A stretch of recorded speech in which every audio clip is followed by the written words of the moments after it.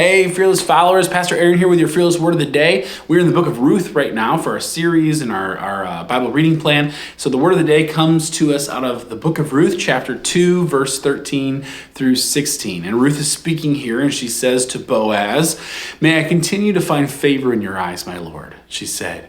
"You have put me at ease by speaking kindly to your servant, though I do not have the standing of one of your servants." At mealtime, Boaz said to her, "Come over here, have some bread and dip it in the wine vinegar." When she sat down with the harvesters, he offered her some roasted grain. She ate all she wanted and had some left over. As she got up to glean, Boaz gave orders to his men, saying, "Let her gather among the sheaves and do not reprimand her.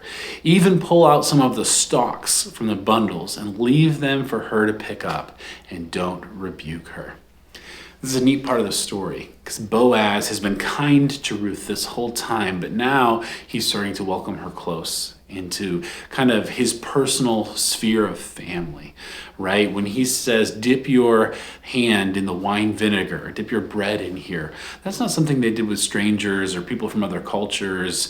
That was something that was reserved for family. They shared food with people that they trusted. They trusted where they've been and what they've been up to, right? And so rather than treating her like a laborer or someone who's outside, he kind of hints at the fact that he sees her as someone who is or has the potential to be family. And then he says to his workers, let her glean among the sheaves. And when they say sheaves, they mean pieces of the grain that have been cut off and left as extra. But sheaves are put into bundles and stood up to dry. And he says, even take some of the stalks out of the bundles and leave them. Take whole pieces and put them on the ground, so that it looks like they were accidentally left behind for her. Some versions say tip the bundles over and make it look like she's allowed to have the whole bundles. And so we get this picture of Boaz, of somebody who is this example of Christ, right? He's a kinsman redeemer. He goes the extra mile to show that she is welcome and that he's going to take care of her. He can redeem her. He's generous with her.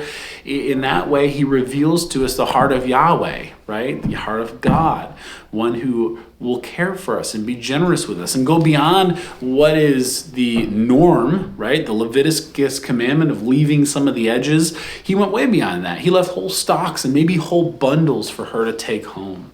He was just extravagantly generous with her. That's the picture of God's heart for us.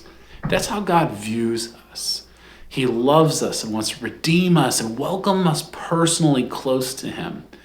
So Boaz is a picture of who God is, but he's also an example of what God wants of his people. We are the kind of people who welcome others in, who say, "You have been alone or lonely or cut off, but you're welcome at my table." We are the kind of people who are generous with others. I'm not just out to meet my needs. I want to meet your needs. I want to care for you.